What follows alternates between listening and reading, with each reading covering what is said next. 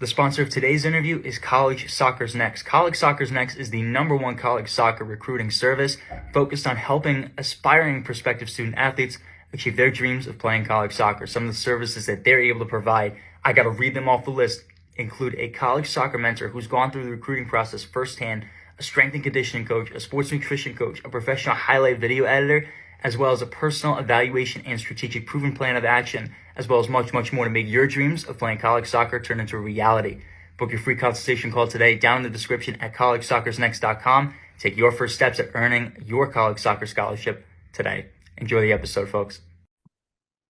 Hello, everyone, and welcome back to another episode of the KickABall Podcast. I'm your host for today, Danny Lang, and today we have one of the OGs of the KickABall Podcast, the first ever interview for KickABall about a year and a half ago, 2 summers ago. Gabriel Rodriguez. He now plays. He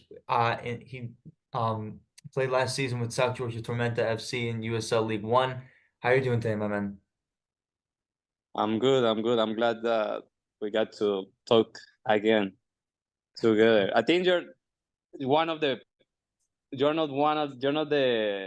founder, but I I'm think you new. joined. Yeah, I'm new. Yeah. I've only been around for about a little over a year. You're one of the original ones. You're one of the OGs. This is I get to talk with you, but no, it's a pleasure to be able to now though, and thank you for wanting to come back on. No, that's fine. Always like to help on everything I can. Thank you so much. And so I'll ask you a little bit, just for those of you who maybe don't know your story yet, but talk to us about your footballing journey from your first memories playing football up until let's say playing a Division II ball with University of Charleston. Oh man, it's long I story. love to hear. But I'm gonna keep it. I want to hear everything. Okay. I'm gonna keep it short. I No mean, problem.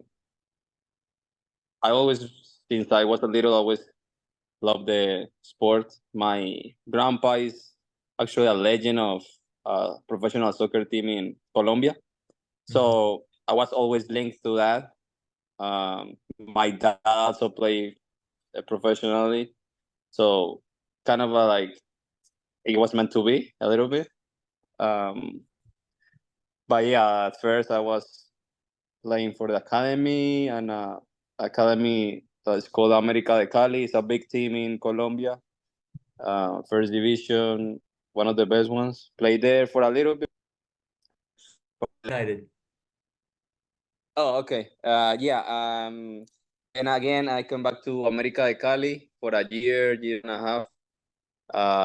Didn't get much of a chance there. For reasons that I never like understand, maybe politics, stuff like that. After that, I just decided to. Not me. My dad told me about the opportunity to come into United States. Um, with my brother, and I mean, we were like, okay, let's try it. After that, the first year that we came here, we went actually to a junior college, Division 3. Mhm. I remember. I mean, we just decided to come as soon as possible to United States. We didn't have good grades and good English, so we just got to start from the bottom. Um, Well, yeah, after we just came here at the first year for a junior college, Division 3, because we didn't have any English, we didn't have Right. any idea about how this works. We just came here and we just didn't know even what was NCAA. Right. We didn't know what it was NAIA, nothing. We just came here to play, but we didn't have any idea how the system worked. After we played there, we went to nationals in that year with the Division 3. And after that, I kind of understand how are the levels here. And then I went to junior college, Division 1 in Texas. My brother also went there. We transferred together. We play that summer in Texas. We played for Laredo Heat, which is a decent team in NPSL. That was when I was like, that was where like I was like, okay, I can go to a better level, a better division in college, because I played very well in that summer team. I was the goal scorer of the team and of the conference. So then I just made my own highlight video, and I started to send my highlight video to the top divisions in D1 and D2 in NCAA.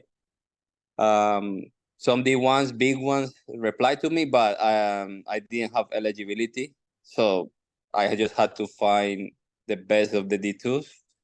I have probably top 8 of the Division 2 in that moment replied to me that they want me. And that they want to talk to me, but at the end of the day, I just decided for the year before. I decided, like, the UC what they won last year when I was searching for a team. So I was like, okay, this team just won. They might win it again. Right. And they did, no? Yeah, and that year that I went, we won again. So it was like, it wasn't a bad decision, because at the end of the day, we won everything. Right. And obviously, I had a good year, and then the next year after that, I had All American and all of that. And obviously, in that same school, I found my wife, so everything was perfect. I made that maybe the greatest decision to come to play for UC. Yeah. Yeah, and well, after that, well, everything was so good. I played for Tormenta second team in 2021, and that year I was also like captain of UC All American. We lost the final against Cal State LA, so that team that we beat them into 2019, they beat us in 2021. So I won against them, and I lost against them. So it was like, okay, fair enough. And after that, I had to find a pro team. At that moment, I had to find, because I graduated, I just had to find something. I got some interest for USL Championship teams, but nothing like concrete, because, as you know, when you're international, it's harder for us when to find a team to get signed. But I went to Oakland Roots for almost all preseason. At one moment, I thought they were gonna sign me, but at the end they didn't. I lost basically all the preseason with all of the teams, so I just didn't have any options after that.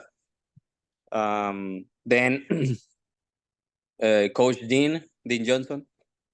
I always knew him since since Texas, because I always play against him in Texas. I play against him when I was playing for UC. So he recruited me to play for Des Moines Open Cup. And I played for him Open Cup that year. I think we did pretty decent. We lost against Union Omaha 2-1 that year, and then after that, I just didn't have any team. I went to Costa Rica after that to play for a second division team for 5 months, 6 months. Okay. It was it wasn't a great experience, because it's so underdeveloped there that it's like it was hard. It was hard, but good experience, like, just to learn about a lot of things, honestly. Okay. Then after that, came back, because I decided that I wanted to marry my wife. I proposed and all of that, so was just focused more on that. Came back, marry her, and then again I went to play for Dean for Open Cup in 2023. Again, play for him.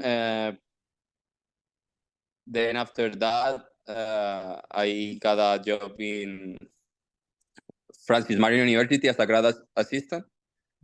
But at that moment, I know that Tormenta was interested in me, like, to come to play this year. So when I was a grad assistant in Francis Marion University, that's when I got to sign my pro contract to play this year with them. So I mean, it was a roller coaster, but at the end of the day, like if you love the game, you just go for it, you know? Yeah. And so it sounds like you never broke contact with Dean Johnson though too. And I've gotten to know him over the last few months just with the showcases that he's been able to put on, the talent that he's really been able to find. And it sounds like he never really ever gave up on you. He always wanted to give you those chances in the Open Cup to get Yeah. some eyes on you. Is that, I mean, how true does that seem? No, no, no. I'm very good with Dean. He still helps me. He still is like, I mean, my contract is up, so he still is like looking things for me, which I'm very grateful. Yeah, I mean, Dean is a great guy, and he's my friend, so like I really appreciate him like a lot. Like, yeah, a lot. And so I want to ask a little bit about just your playing style as well in this past season. And so, I think it's something, it goes without saying that you're an exceptional on-ball attacker. And that's something that I think that has followed you a lot with Charleston this first pro season.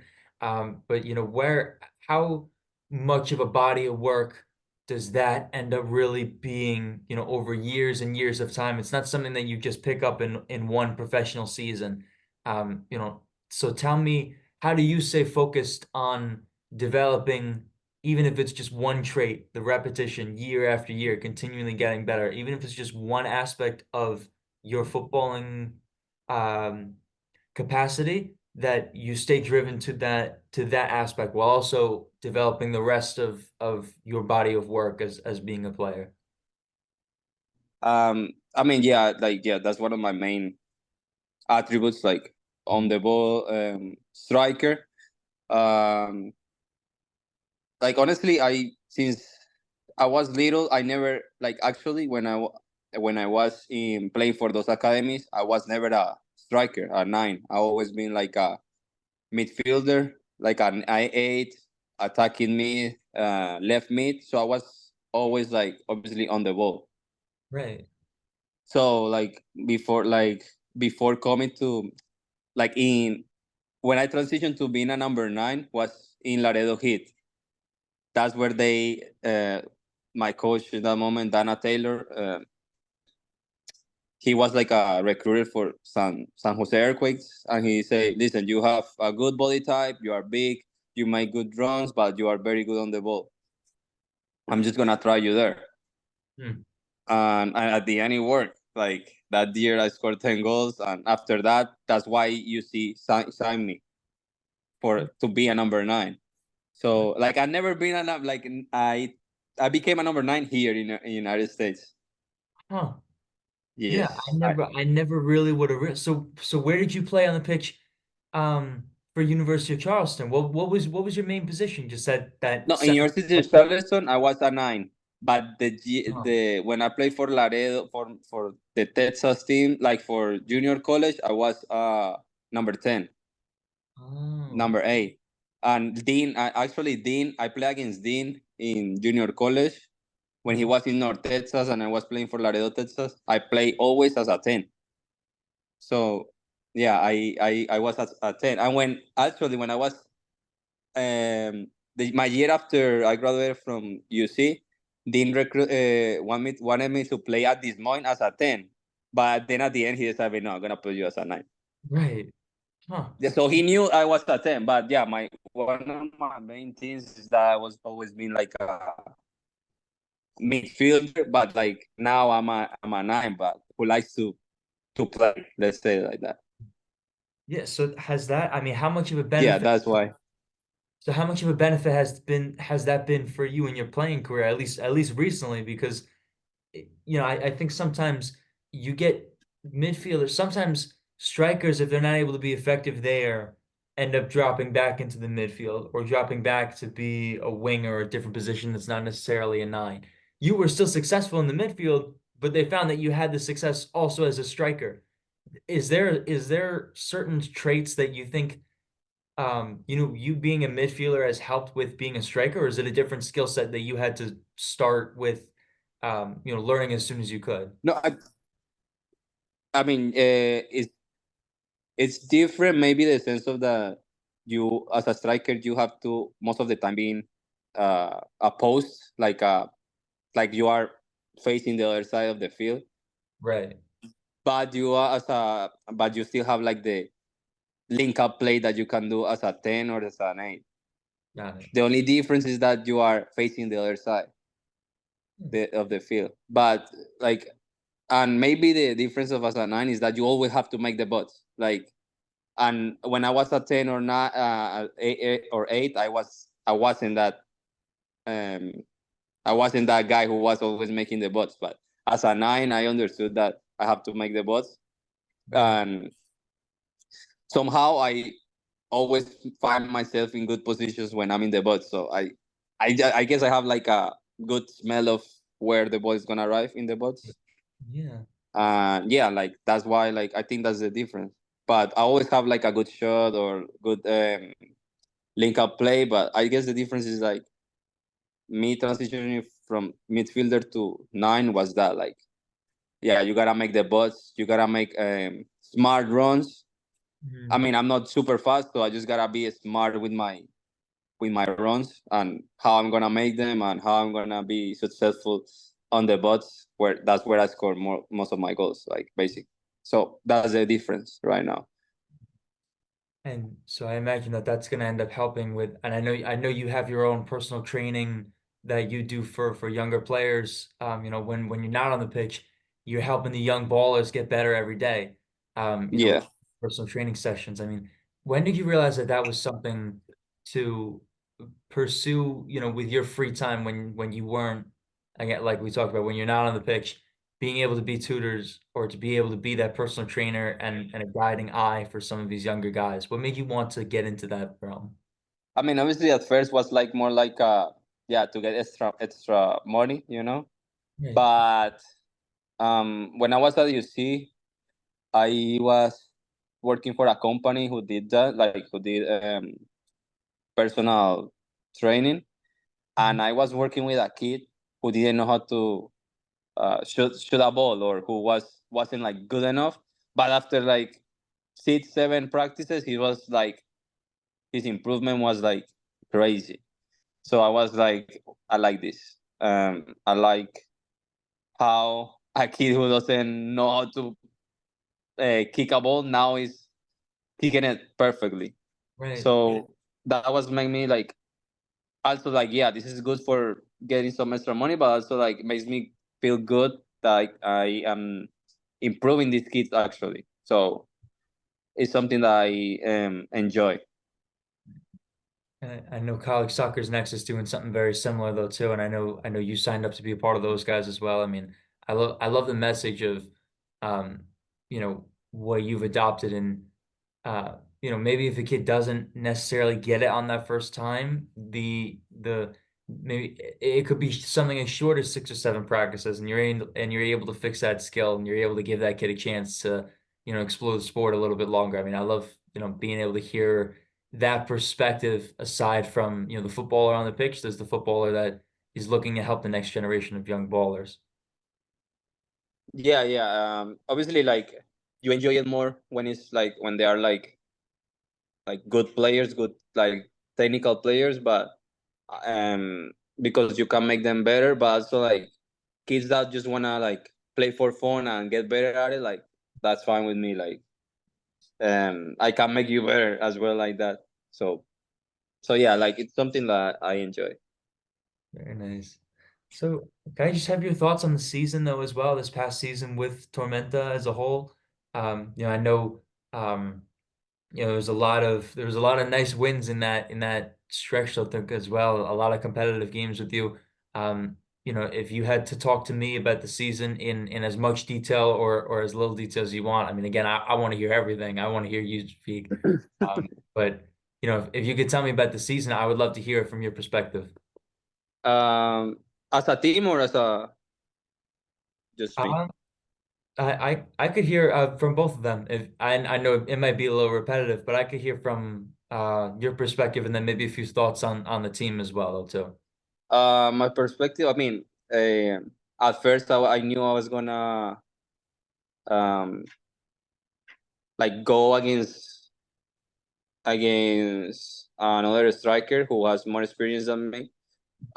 So I was like getting ready for that mentally. Right. I knew that the coach was gonna go obviously for a striker who was more experienced. But I think at first I was battling for that spot very well. At the middle of season in June, we were probably playing the same amount of minutes and same amount of games as a starter. Um, After that, I guess he decided to play him more and to give him like the yeah, he liked it more what he gives him, which is pressing, and like his style of play suits him because Ian's style of play is pressing high, and the other striker like that's his main attribute, pressing. So fair enough. After that, I didn't get much time to play. So at the end of the day, like this season for me was more like a resilience, very strong. Like you gotta be very strong mentally because yeah, you might start very well because I did. Like probably my best game was against one of the best teams in the league in USL Championship, which was Charleston. That was my best game. And after that game, after two, after one game, I stopped playing. So it was like hard for me, like mentally, to understand at first. But then I was like, um, this is a game of taste. Like sometimes you like a player more than the other. So it is what it is. Like you just gotta work. Try to be better on practice, and try to be better like mentally, like be strong mentally because there is not only gonna be one team in this air. Like you can find other places to go. So on the other day for me was more like a resilience, and that's my word. Like you just gotta be strong mentally when you're not playing, um, but also be like have faith that if you work hard and are good in practice, and like at least you had um good attitude, like something is gonna happen for next year. You're gonna find a team or something like that, you know. Yeah. So what do you think? I mean, I mean, a little bit just about USL 2's impact on, being able to get certain reps. I know it was with South Georgia Tormentas 2 or South Georgia Tormenta 2 in USL 2 where you were able to get a lot of this playing time and I imagine that there were people in the organization who were watching you and that's what ultimately led to your signing. But tell me about some of the pit stops that you've had along your way like USL2, and the other leagues that you've been around. I know Costa Rica was another stop for you, but um, tell me about how some of those environments have showed you how much resilience really meant, for being able to pursue a pro footballing career.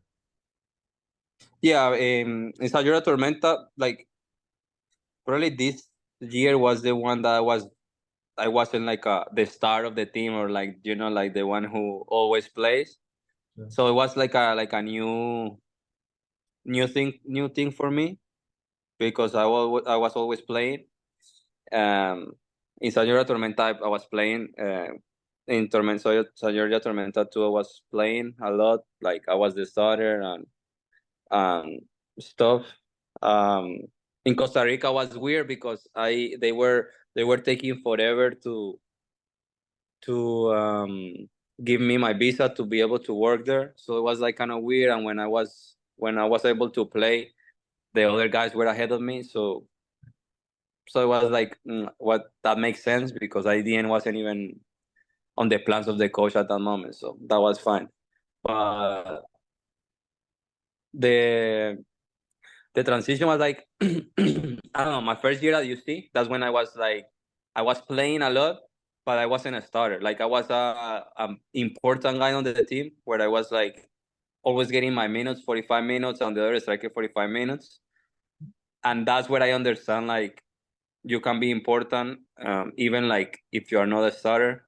Mhm. Um, Like that year, I started probably 7 games, but I was always playing. So that was like I was a sub, but I was like I was more like a starter in that team. Right. But in here, like this year, like it was like at first I was playing a lot. Then sometimes I was sub, sometimes I was a starter. But then at the midpoint of the season, after that, I wasn't like even in the roster. Mm-hmm. So for me, it was like a huge impact. At first I wanted to quit. I'm not gonna lie. Like the first month I wasn't when I was in the it was when I wasn't in the roster. I wanted to quit, but obviously my wife and people who supports me like was like, it's not the end of the world. There is other teams also. Like um you're not gonna uh, be there after that, you know. And also like and at that time when I was like I wanted to quit, I was like I've never been a follower of Jesus, but after that, um, I had to find something to give me strength, and I found Jesus, and after that, like honestly, I'm at peace every time that if I play or not. Obviously, I wanna play. I'm just at peace. Like I'm just doing my best. I'm trying to be the best I can at practice, and if he pick me or not, like that's up to him. Like it's fine because I know somehow I'm gonna find a team, or if not, it's okay. Like it's not the end of the world. I wanna keep playing, but like there is more important things that this beautiful game, but there is more important things that. And I don't think your journey in playing professional football is over just yet. I mean, you've got not only there are a lot of the expansion teams that are still popping up. I mean, I know you spent a little bit of time in Texas though too. The Texoma team is that's a team that I think is really going to be taking hold at least that northern Texas, Oklahoma area. There's AV Alta, there's Naples, there's Westchester. There are a lot of the teams I think will definitely be looking for that kind of experience and I'm not counting you out one bit. No, don't cut me out. I'm talking with some teams already, so Very nice. let's Okay, wait. good. Let's wait. Yeah. No, I mean that's also why I make sure, we send these episodes around in case we send these to other teams. We say, hey, watch this dude's story. Let me know and we'll send the tapes over though too eventually. Yeah. I mean, yeah, I made my highlights. I made them, and obviously I sent it to some coaches that are on the league, and I mean, I'm just waiting to see what's up. But I'm waiting for two teams that I'm supposed to talk this week or next week to see like what's up. Nice. But my highlights are not very bad. They are pretty good, even if I didn't like play the at the end of the season. But they're pretty good. No, look, all the So teams. let's see what's up. Right. I mean, this is just me having seen it a little while. All the team needs to see is a little bit of flashes, and then it's the tryouts, and then eventually the preseason following suit. But, I mean, and then from what is out there, it's good. It's definitely quality tape, I will say. Yeah. Let's see what's going to happen. But I have faith. I It's do as like that too for everyone who didn't like had a great year. well. So you just gotta wait and hope that you are a good fit for the team that is looking for a player like me or whoever. Like All right, so you have to have a lot of patience though. But it's okay. Like it's it's not happening only to me. It's happening to a lot of pros in this league. yeah, no, I mean it's a hectic process. I imagine this is the just making sure that you're getting everything together, waiting for the email just to have, a team call and just to give you that chance. Yep, exactly. Just, yeah, you just gotta have patience. Like I know a lot of people in this moment who are out of contract as well. So it's yeah, it's a game. This is a game right now. A game, the off season game. So could I ask though too? I know Yeah, and I didn't ask about this when you first started talking about this, but I gotta hear the journey of becoming Division II national champions. I mean, how much do you remember from that year? I know it was back in 2019, when you won the regular season and then the section, and it felt like good fortune just kept coming to this team all the way up to the national tournament. But what do you Yeah, remember? yeah. I mean, we started like we knew that we had a great team. Like we had 15 players, 16 players who were like pretty top players. Like I don't know if you know Chris Allen, who is in Charleston Oh, Battery. yeah. Okay, he was in that team. Baller. We had some other players who were very good. Were playing from big academies in Europe. So we knew that we had the team. But at first we started very bad. We lost the first two games Mhm. against Bellevue. No, I don't remember. I remember that we lost against Ohio State. No, Ohio State, Ohio Valley, which that team is no longer doesn't longer exist. Mhm. And after that game, we started to win everything that came against us. Everything. Probably the hardest team on that year was against Ohio Valley, and the first game of the season we lost. After that, we just started to kick everyone asses. Then against, I remember that in conference semifinal and final, I got the chance to start both of those games, and I scored a hat trick in semifinal and a goal in the final that year. After that, I started again.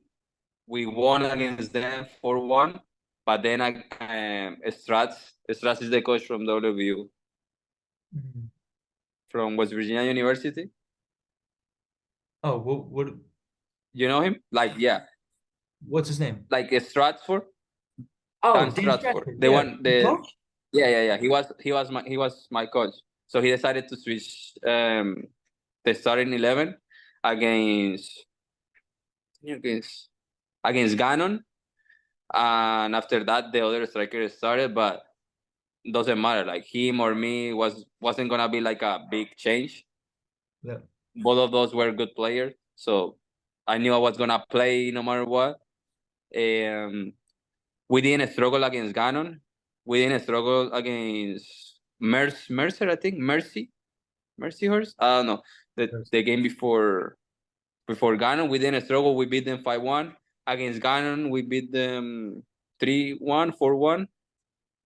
But against Franklin Pierce, that was probably one of the hardest games.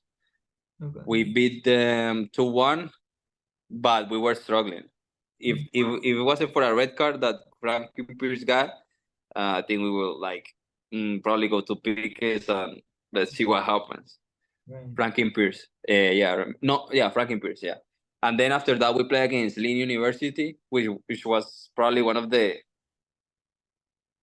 hardest. I think that was probably the best team that we play because they were like big, strong, like older than us.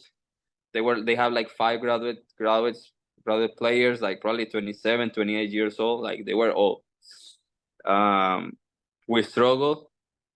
We started losing 1-0 the first in the first half. Then in the second half, I tied the game 1-1, and then we scored the other one 10 minutes before the whistle. Our center back make like three big saves with the header. I don't know how. Was crazy in that game. Um, he was the captain. His name was Willie. His name is Willie. But yeah, and then no, we beat Lee in 3-1. 3-1. We beat them 3-1. But it doesn't seem like it was like a hard game, but it was a very hard game. Then after that, the final was like we were the best team. Like it wasn't a doubt. Like we were better than Cal State. The other striker scored, I think, one goal. Um, the goalkeeper made a mistake and he punished them. 1-0, and then we scored the other goal on the second half to 2-0, and but it wasn't like it wasn't supposed to be a hard game, but honestly, after Lin's game, like we were like, no, we're gonna be champion because that Lin team was insanely good. But yeah, after that we were like, we're gonna be champions, and at the end of the day, we won. Yeah, was crazy. So I gotta ask though too. So with the tournament coming up right now, all the teams just got selected. Without knowing, I'm not asking for you to know every team up and down anything else. But if you had to take that 2019 national champion team that you were on and put them into the tournament, how far do you think your boys would end up making it? But wait, D2 or D1? Let's say you took them into the D1 tournament bracket. How far would your D2 team end up going? Because there's people that Actually, play D2. it's crazy. I'm gonna tell you a story. Please. The 2019, the 2019 team, like you see, we were like we play against the 2020 Marshall team that won nationals. Guess who won? You see. Yeah, we won. We beat them 5-3. I scored 3 goals against them. And in that team, you know who was in that team? It was in the other team was Pedro Dolabella, the guy from Omaha. Matt Schneider, he was there as well in that team.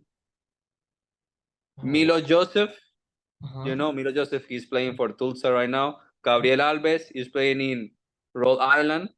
In that Marshall team, we beat them 5-3. The goalkeeper he plays for Louisville, Mhm. Right. and I think there is one more who played for San Luis MLS Nets, bro. Okay, that team ballers. We beat them 5-3. In our team was Alexis Ledoux. In my team, Ledoux. Oh, yeah. I talked with him Yeah. like months ago. Yes, he played for UC. He was in that team that beat Marshall. Um, there were other good players. There was, I think, Lucas Christensen. He's playing for FIU right now. But the other guys graduated already. But yeah, we beat them 5-3. They Wow. thought it was gonna be easy. We beat them at their place, 5-3. So I guess we So don't have we don't have to ask the hypothetical. We know the answer right now. yeah, I mean, like that that team was the 2021 though that beat Marshall. Mhm.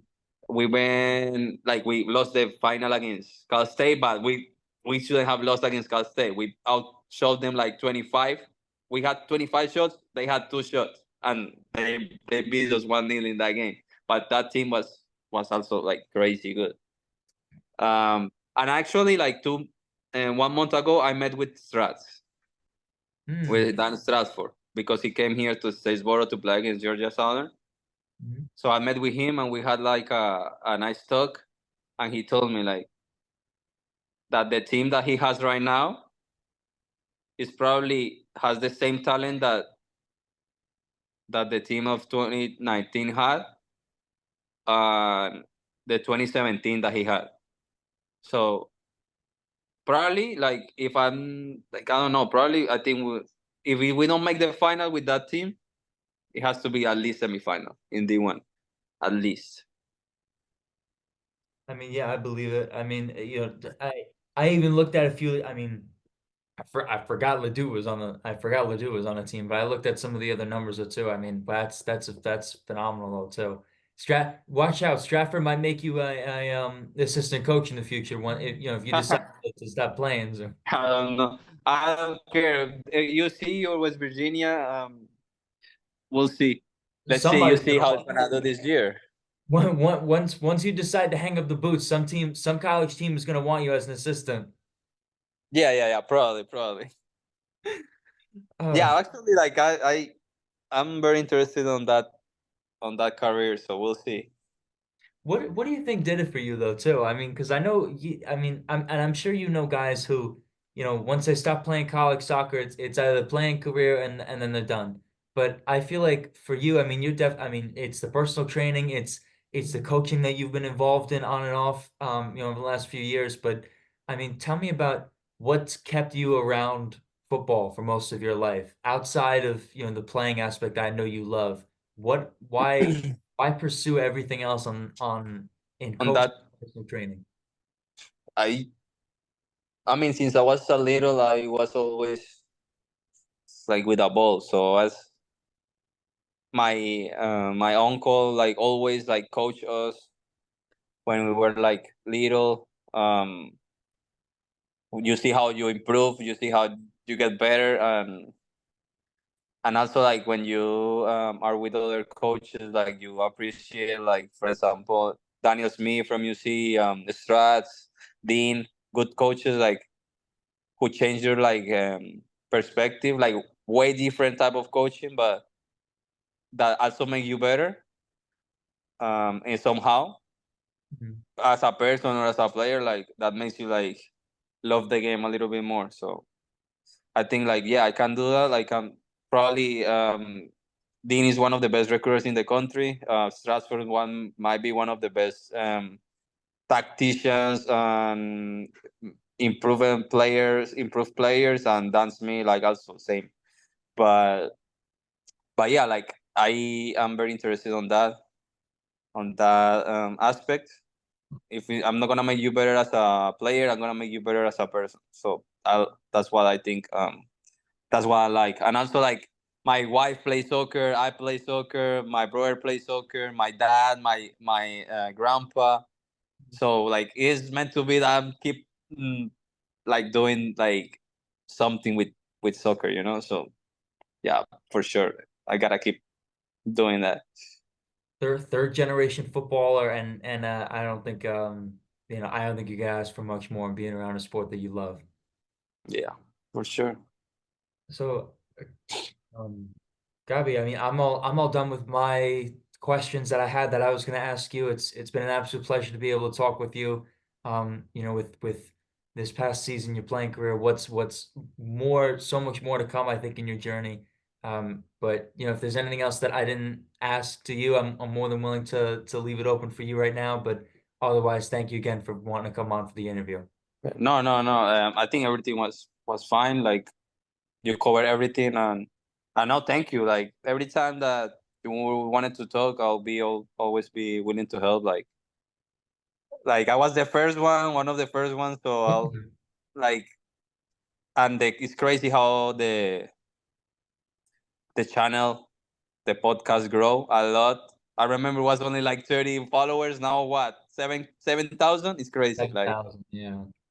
so like yeah, I mean I'm proud of what you're doing. Like what you guys are doing, it's actually helps a lot of people, and I mean yeah, like every time that you need help, I'll be available for sure. Thank you so much. Have a good night, my friend, and best of luck to you and You everything. too.